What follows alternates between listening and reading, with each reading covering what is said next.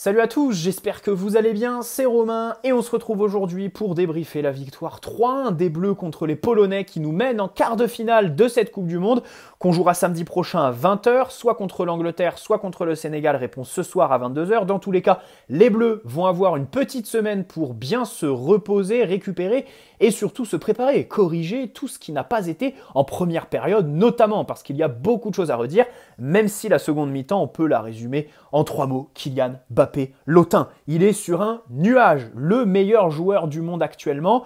Je rajouterai un quatrième mot bonus, Griezmann, quand même, parce que sa seconde période est aussi de très très haute volée, et plus globalement, les Bleus qui assurent sans rassurer. On retrouvait notre équipe type après ce match bizarre contre la Tunisie en milieu de semaine, bien évidemment. Deschamps avait fait l'impasse dessus. Même équipe que contre le Danemark. Lloris qui nous a fait peur au pied en première dans les buts. Koundé à droite. Disasi qui rentre à sa place en seconde. Deschamps nous a bien montré que Pavard a complètement disparu des radars. Là, je crois qu'il doit vraiment être au fond du trou.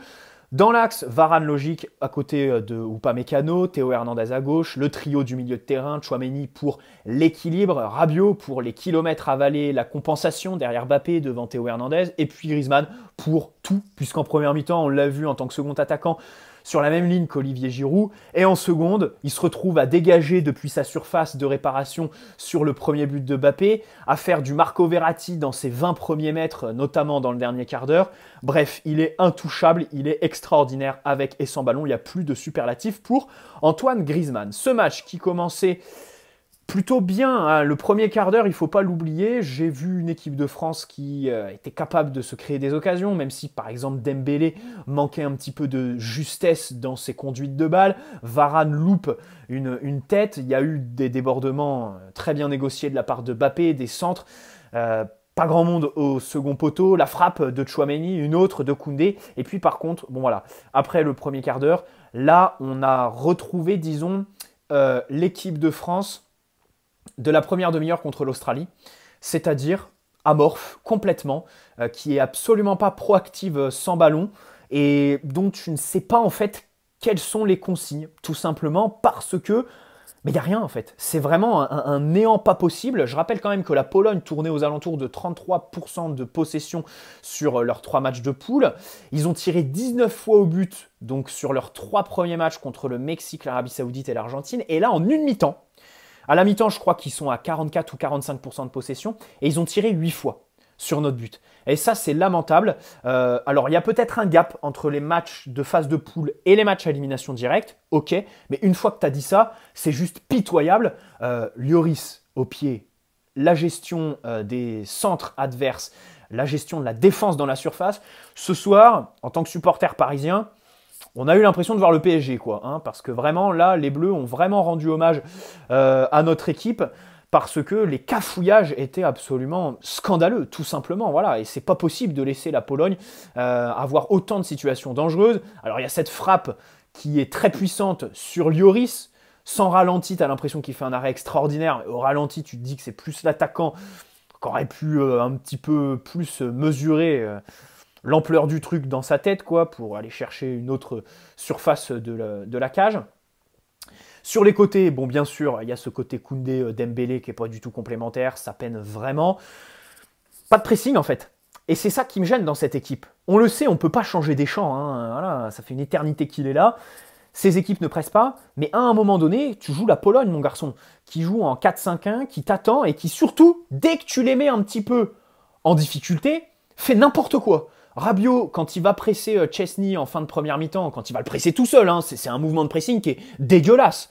Pas le mouvement de Rabiot, mais collectivement parce que personne ne le suit, tu vois ce que je veux dire. Au final, Chelsea, il balance en touche. Et quand les Polonais font une erreur dans leur premier tiers, ça conduit à une énorme occasion avec ce centre de Dembélé, loupé, peut-être trop fort, comme le disaient les commentateurs sur Beansport, mais je suis plus sur le fait que Giroud loupe. Hein, voilà, ça reste quand même un centre plus qu'un tir quand même de Dembélé. Tout ça pour dire que voilà, ils font une erreur, tu réussis à te créer une occasion super franche, mais non, dans ta tête, ça te dit pas de tester, de jouer comme ça tout le temps, tu vois ce que je veux dire. Les premières relances, pas du tout gênées, les Polonais, extraordinaires, hein, voilà. Et puis surtout cette capacité à se faufiler dans notre milieu de terrain. Mais il y a eu des moments, Krychowiak par exemple dans le rond central, personne dans un rayon de, allez, disons 15-20 mètres, quoi. C'est une dinguerie. Parce que tu peux ne pas presser, tu vois. Mais dans ces cas-là, tu défends bien dans ta surface, quoi. Tu as une vraie assise défensive. Et c'est l'énorme différence entre cette équipe de France et l'équipe de France 2018. Je pense qu'offensivement, cette équipe est peut-être plus plaisante qu'en 2018. Il y a un volume d'occasion qui est quand même assez extraordinaire, même encore ce soir. Même si des franches, il y en a globalement assez peu. On marque quand même 3 buts. Par contre, défensivement, bien évidemment, on est beaucoup, beaucoup moins serein. Peut-être parce que Varane revient de blessure. Voilà, émotionnellement, il faut qu'il retrouve un petit peu ses marques. Il a loupé le premier match contre l'Australie. Upamecano, bon, il n'était pas sur une bonne dynamique avant cette Coupe du Monde. L'INF Clairefontaine, ce serait pas mal de nous former un latéral droit, quoi, d'ici à quelques années, parce que là, on en a vraiment marre, que ce soit Pavard, Koundé, Disasi. Bon, voilà, faites en sorte qu'on ait un crack qui sorte à ce poste, parce que c'est pas possible d'être aussi fort partout, sauf au poste de latéral droit. Même Rabiot ce soir, Rabiot il a posé un classique, hein. On va en parler plus tard, mais incroyable Rabiot. Bon, le but de Giroud qui arrive au meilleur des moments. Je crois qu'Upamecano est impliqué sur le but. Voilà, tout ça pour dire que ballon au pied, il a encore montré ce soir de belles choses, le défenseur du Bayern. C'est bien, surtout quand Rabiot ou Tchouaméni par exemple font pas trop progresser le ballon. C'est pas une critique, hein, c'est leur jeu tout simplement, c'est un fait. Bon, la passe décisive de Mbappé est sensationnelle, l'entente avec Giroud pareil là, voilà. Voilà le geste des Bleus contre l'homophobie dans cette Coupe du Monde, c'est la célébration entre Mbappé et Giroud qui se font des beaux câlins, des beaux regards. Voilà, ils ont dû se dire des mots doux, exceptionnels. D'où comme le contrôle de Giroud dans la surface et puis la finition. Extraordinaire, quel finisseur, franchement, tout ça pour devenir le meilleur buteur, seul et unique de l'histoire de France. Bon, ton record Giroud, on est très fiers de toi, par contre il y en a un qui va le briser très rapidement, c'est Kix, évidemment, parce que la seconde mi-temps, elle était à lui. En première, j'étais sidéré par l'arbitre. Mais vraiment, ceux qui regardent tous mes débriefs, franchement, vous savez que je me plains jamais des arbitres. Mais vraiment, hein. Mais là, ce soir, c'était ahurissant, quoi. Le fait de ne pas protéger Mbappé, comme sur ce contre en première mi-temps, où il y a carrément faute, plus carton carrément. C'est nul, quoi. C'est absolument nul. Et je serais curieux de savoir si... Je crois qu'il est arbitre à la FIFA, il est arbitre international. Mais ce que je veux dire, c'est qu'une fois qu'on sort du berceau européen... ils se sont humiliés, quoi, les arbitres sur cette Coupe du Monde. Enfin, franchement, c'est ridicule. C'est ridicule. Bref. Le premier but de Mbappé, donc le second pour les Bleus, est fantastique parce que, en plus, il montre que ce genre de compétition, en fait, on pouvait regretter les absences de Pogba, Kanté. D'ailleurs, à la mi-temps, je me suis dit, c'est là que Pogba me manque. Et ses fameux discours dans le vestiaire. Parce que qui va prendre la parole comme lui le faisait en 2018 ? Bah, pas grand monde, j'ai l'impression. Peu importe qui tu as au milieu de terrain, ces compétitions, ça se joue dans les deux surfaces. Voilà, par le biais de ton gardien, ta défense et puis surtout ta finition. Puisque cafouillage de Raphaël Varane, bizarre, limite honteux tout simplement, dégagement de Griezmann, extraordinaire contrôle d'Olivier Giroud. Là, franchement, techniquement, ce soir, son match, il est énorme. Ousmane Dembélé qui fixe bien, qui crée le super décalage pour Mbappé, qui prend du temps et qui fait sa spéciale tout simplement, qui fusille Chesney. Là, je crois qu'il doit en avoir marre, le gardien polonais, parce qu'on rappelle que c'est lui qui a pris le but extraordinaire au Juventus Stadium début novembre, et puis le doublé au Parc début septembre. Bref, extraordinaire, voilà. Alors là, tu te dis, il est sur un nuage. 4e but, 2 passes décisives à ce moment-là, et il va mettre son 5e. Il va mettre son 5e. Sur un bon travail de Marcus Thuram, tiens, j'ai bien aimé son entrée. C'est bien d'avoir des offensifs qui sont capables, voilà, de t'apporter un petit peu d'explosivité, de la tenue de balle, et accessoirement délivrer une passe décisive. Pour Mbappé, par contre, voilà, aller chercher la lunette, je sais pas quoi, opposée. Extraordinaire. Chesney touche le ballon, mais il est fusillé complètement. Voilà. 9 buts pour Mbappé, donc à 23 ans. Jamais personne n'a fait ça. Même Pelé était à 7 à ce moment-là. Le record pour les Bleus, c'est évidemment les 13 de Fontaine. Internationalement, c'est close et c'est 16 buts. 16e but qu'il a inscrit à 36 ans. Hein. Alors que Mbappé, là, à 23, il est à 9. Hein. Je ne sais pas si on se rend compte comment il va foudroyer le record, tout simplement. C'est vraiment sa compétition, la Coupe du Monde. Ça va être avec ça, en fait, qu'il va se démarquer de Messi et Ronaldo. Parce que d'un côté, ça va être compliqué de gagner autant de ballons d'or que Messi et faire autant en Ligue des Champions que Cristiano Ronaldo a fait avec le Real Madrid. Tu vois ce que je veux dire ? Mbappé, lui, il prend le foot de sélection nationale, la Coupe du Monde, parce qu'en plus, il lui en reste 3, je pense, hein, 3 Coupes du Monde, en plus de celle-là où il est absolument en pleine bourre. Donc on s'incline bien évidemment, on a hâte de le retrouver aussi avec notre PSG qui nous manque contre le Bayern en février. Le match de Dembélé, il a peiné à rentrer dedans. En seconde, il était peut-être un petit peu mieux. Ça manque de justesse. Et puis, il y a une frappe un petit peu molle aussi. Je crois au quart d'heure ou à 20 minutes de jeu. Il y a 2-3 petites choses à retravailler. Bon, Koundé, écoutez, qu'est-ce que vous voulez que je vous dise? Il est pas bon. Mais le problème, c'est qu'il n'y a personne qui va rentrer à sa place. Pavard est complètement aux oubliettes. Et Disasi, je suis pas sûr qu'il fasse mieux. Tu vois ce que je veux dire? Bon, il y a le penalty de Lewandowski en fin de match. Logique qu'il soit retiré. Je suis tombé sur l'arbitre, mais pour le coup, c'est logique qu'il soit retiré. Même s'il prend 15 ans, il y a quand même Disasi qui est dans la surface et Loris passe sur sa ligne. Donc ok, ça c'est cool. Ça soigne ses statistiques au pauvre Lewandowski quand même. Parce que, ok, tu peux le critiquer parce que dans les grands matchs, il disparaît toujours. C'est un fait. Mais de l'autre côté, son équipe nationale, c'est catastrophique, quoi. Et encore, ce soir, la Pologne, même s'ils perdent, ils se sont fait quand même une belle pub. Grâce à nous, sûrement, grâce aussi à leur match, on va pas le dévaloriser. Mais leur phase de poule, elle était atroce, tout simplement. Voilà, c'était que Chesney et rien d'autre, tout simplement. Bref. Au milieu de terrain, Rabiot, comme je l'ai dit, là, ce soir, il a encore fait un gros match quand même. Il faut s'incliner devant le volume de jeu, le volume de course.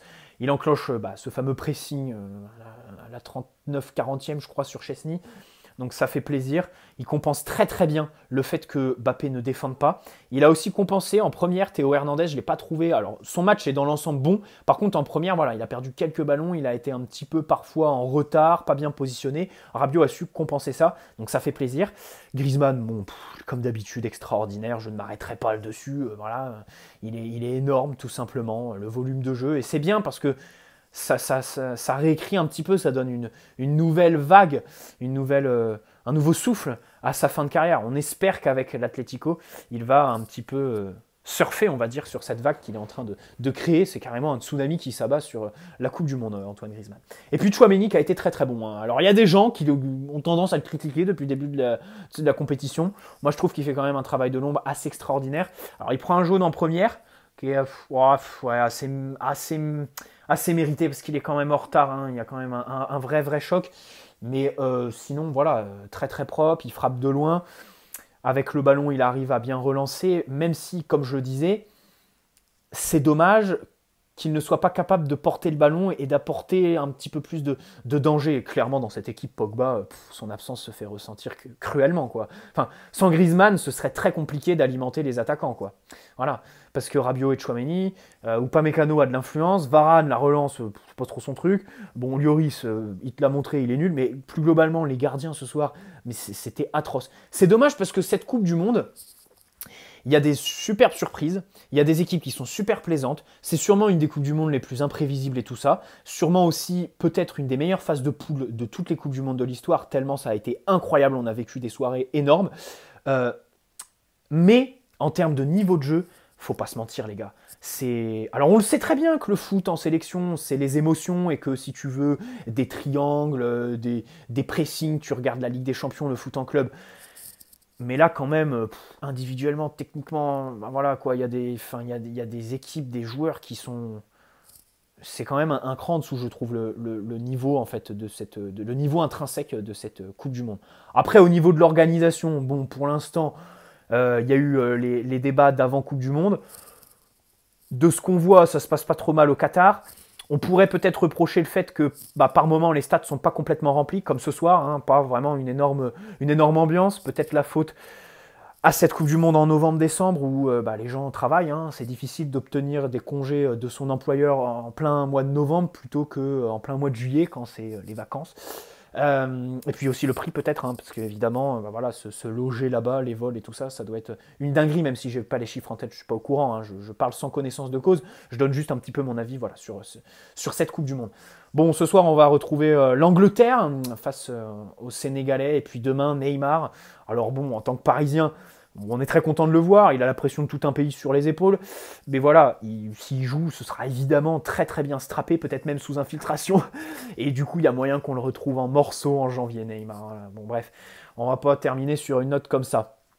Bonne soirée à tous. N'hésitez pas à poser un like si cette vidéo vous a plu. Du côté du PSG, il y a toujours de l'actualité. Je fais pas de vidéo parce que déjà, je suis en partiel, je vis la Coupe du Monde, je regarde tous les matchs, absolument tous, mais je les débriefe pas parce que voilà, en fait, je les regarde en tant que supporter et pas en tant que youtubeur avec les notes. Alors bien sûr, quand c'est l'équipe de France, je prends les notes pour pouvoir un petit peu faire un bon débrief, mais sinon les autres matchs, voilà, je les regarde tranquille, voilà, je me détends devant.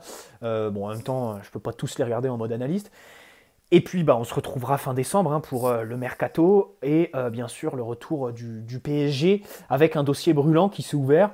Alors, c'est la fête au Qatar. Ils sont tous contents, les Qataris. Nasser le premier, mais ils s'entêtent à faire des interviews contre la mairie de Paris. Je n'ose pas savoir ce qui s'est passé en off pour que Nasser soit aussi énervé à ce moment-là, en fait. C'est super bizarre. C'est la Coupe du Monde et il en a que après Anne Hidalgo et ses compères. Alors, il a sûrement raison sur le fond, mais ce que je veux dire, c'est que le timing est un petit peu bizarre. On va voir ce qui va se passer. Bon, de toute façon, on retrouve le débat éternel de toute façon. Entre raison et passion, est-ce que tu dois réfléchir avec ton cerveau, voilà, ou ton cœur qui te dit de rester au Parc des Princes, tout faire pour le racheter, essayer de l'agrandir, même si ça va être très très compliqué du fait du périphérique et aussi sa construction tout simplement, voilà.